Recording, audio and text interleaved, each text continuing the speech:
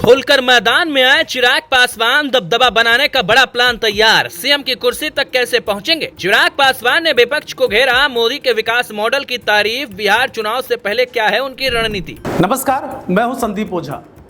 आज के समय में राजनीति में सबसे बड़ी चीज है तारीफ करना, और इसी फॉर्मूले को चिराग पासवान ने अच्छी तरीके से अपनाया है।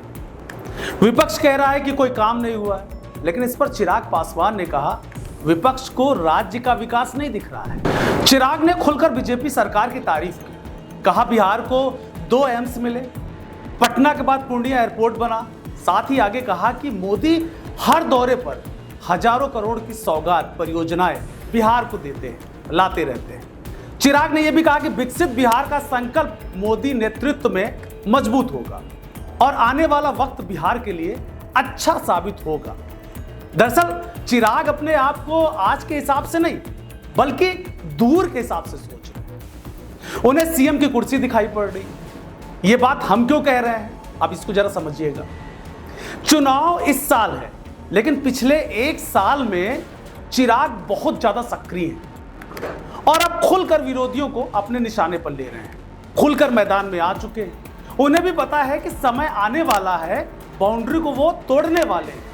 लगातार बिहार के लोगों के बीच जाकर बिहारी फर्स्ट का एजेंडा चला रहे हैं, जो तेजस्वी को नुकसान पहुंचा सकता है। याद दिलाएं कि 9 सितंबर को पटना में पोस्टर लगे, बिहार मांगे चिराग, तन मन का नूर है, चिराग बिहार का कोहिनूर है। चिराग को क्राउन पहनाकर सीएम फेस दिखाया गया। यह कैंपेन युवा आइकॉन और सीएम क्लेमेंट के रूप में पोजीशनिंग की जा रही है। 42 साल के ये युवा नेता बिहार की सियासत में नई ऊर्जा लेकर आ रहे हैं। अब देखिए, चिराग का सीएम बनने का जो मास्टर प्लान है उसको समझते हैं। पहला ये कि जनता का दिल जीतना। जुलाई 2025 में राजगीर में बहुजन भीम संकल्प समागम में 2 लाख लोग जुटे थे यहां पर, जिसमें चिराग ने कहा था कि बिहार दिल्ली से नहीं चलेगा। दूसरा, विपक्ष पर हमला। मई में उन्होंने अपराध पर नीतीश सरकार को घेरा था। तीसरा, सीट के बंटवारे में हलचल। एलजेपी 33 से 40 सीटें मांग रही है, लेकिन एनडीए में 20 से 25 की बात। 2020 में चिराग ने अकेले 137 सीटों पर चुनाव लड़ा था। जेडीयू को 27 सीटों का उसमें नुकसान पहुंचाया। यह तो रही ताकत की बात, मगर अब चिराग और मोदी के रिश्ते की बात कर लेते हैं। अगस्त 2024 में चिराग ने कहा कि मोदी से अलग होना असंभव है।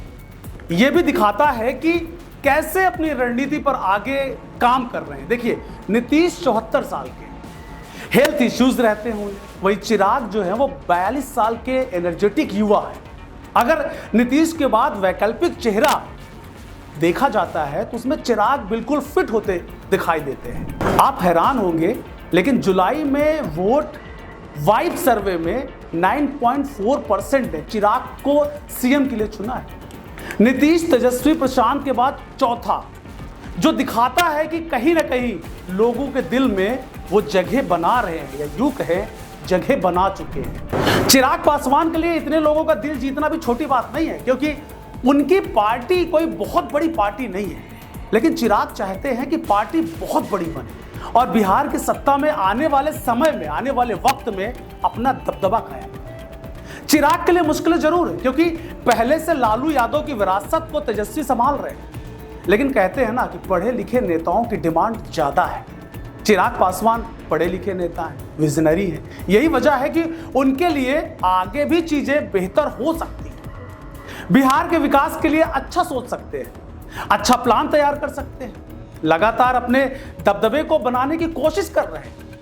नरेंद्र मोदी की नजरों में ऊपर आने की वो कोशिश कर रहे हैं, उनकी कोशिश हो रही है। बिहार के लोगों के भरोसे को जीतने की कोशिश हो रही है, जनता के दिल तक पहुंचने की कोशिश हो रही है। चिराग की बेचैनी बताती है कि उनके अंदर भूख है, और वो भूख तभी शांत होगी जब वो मुख्यमंत्री की कुर्सी पर बैठेंगे।